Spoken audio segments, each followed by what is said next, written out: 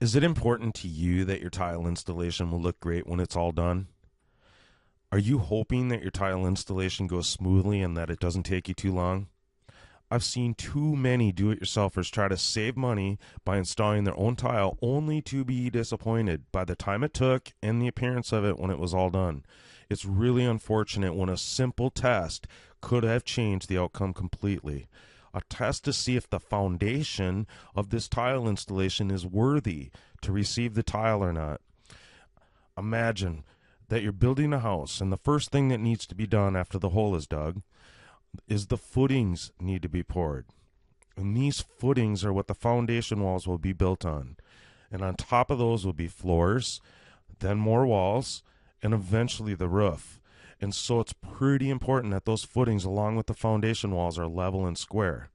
If you do not have square walls and a level foundation, how would the rest of the house turn out? It would probably be a disaster. And doors and windows wouldn't open and close correctly, floors would slope, cabinets wouldn't fit, drawers would stick, and the list goes on.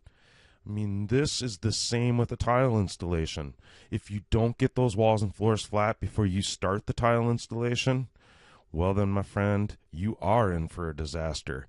In the next few minutes, we will uncover the top 3 roadblocks that most do-it-yourselfers will face with their tile project, and I will show you a simple test that you can use to be sure that these roadblocks do not stop you.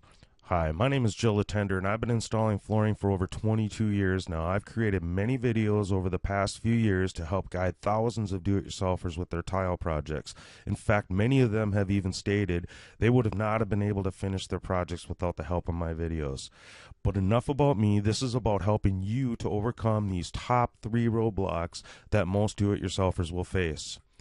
Every survey that I've ever taken from people who visit my site, they always reveal the same 3 roadblocks, and they are always at the top of the list. Roadblock number 1, grout joints do not line up. Roadblock number 2, tiles are uneven and not flush with one another. And roadblock number 3, there's just not enough time to finish the project. All 3 of these roadblocks have a very common root or source to these problems. Their walls and floors are not flat. Now let's go back to what we first talked about. Your walls and floors are the foundation of your tile installation. And what happens over time with your house is your studs twist, floor joists raise and lower, the lumber could have been bowed from the very beginning, or your carpenter just didn't take the time to do it right in the first place. And all of these things will cause your walls and floors, which remember are the foundation of your tile installation, to not be flat like they need to be. And what you will have for an outcome is grout joints that do not line up, tiles that are sticking out and aren't flush with one another. The tile installation will probably take you 5 times longer to install than it should have. And all of these are those same 3 roadblocks. Now, this is where people get frustrated and they begin to hate every moment they spend on this project. They begin to rush to get it done, or in some cases, they don't finish at all. And the final result will be an unpleasant looking tile installation. But all of this can be avoided by performing a simple test and then fix these problem areas so you can have a great looking tile installation, which is a self-portrait of your work. And all you need for tools are a 4-foot level and a 4-foot straight edge. That's it. Pretty good. So I just went around and I just did this just like we do with the walls. And not just this way, but you also want to go this way and see. And if you find any spots, if there was like a hump right here and the level was flat there and flat there, but there was a dip there, you would just mark a line. And then if it still went right there, you'd mark the line where it ended. And then if it started coming in right here, then you would just mark where it ends. And then if right there it was flat, then you'd come straight across. And then you'd do the same thing this way. If there was a hump right in this area, just mark where the straight edge goes flat finally. So if I bring it back here and now it's all flat all the way, I know that this is the area that I need to fill in, and then just kind of figure out how deep it is. So if you had a spot that was right here, and let's say that right here is where the straight edge, where the hump was, you can just take your tape measure and measure that and see how much you need to add. Well, I don't need to add any, I'm just giving you an example, so that would be a 1/4 inch. Here's a really good view of a dip in the floor that you can watch while I'm following the dip with my straight edge, and then I'm drawing the lines to mark exactly where it's at. You can also see with the lighting underneath the straight edge here how it would be pretty simple to measure that dip. And this could be a situation on floors and walls both. But I got this level here, it's just a 4-foot level. You could use a 6-foot, but I wouldn't use anything smaller than a 4 to find this out, so you can get a good idea of your wall. And a shorter level isn't going to show as much. Okay, so basically you can see that there's a big gap right in here, all the way down. And it actually comes all the way down to about right there. So as I go forward, it shrinks up and it starts to come up this way.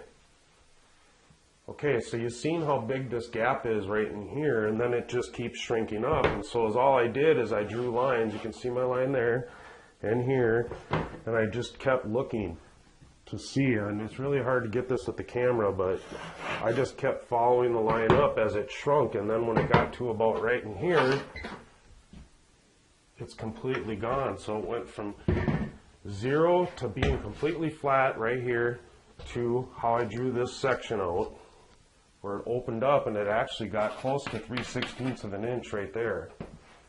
And so what we're going to do is we're going to fill this in to get it flat.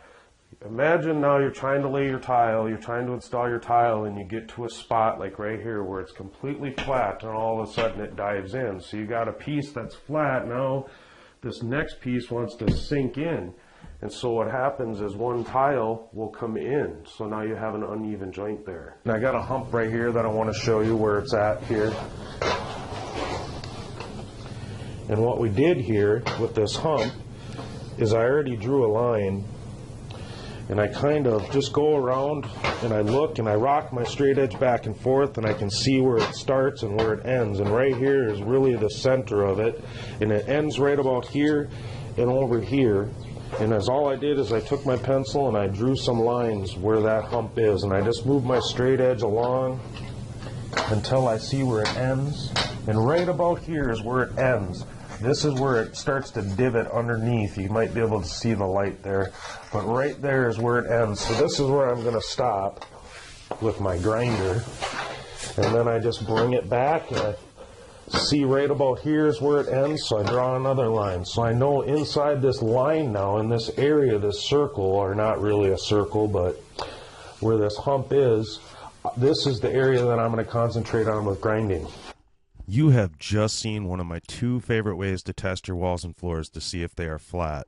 And now you can verify whether your walls and floors are going to cause you major problems before you even get started.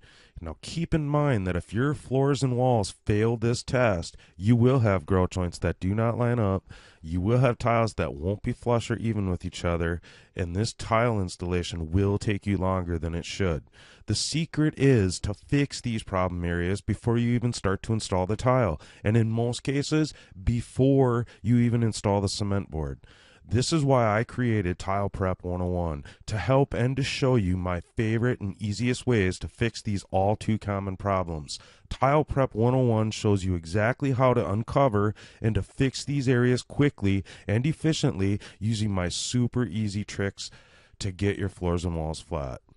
To find out more about these videos and my super easy tricks, just click on the link below.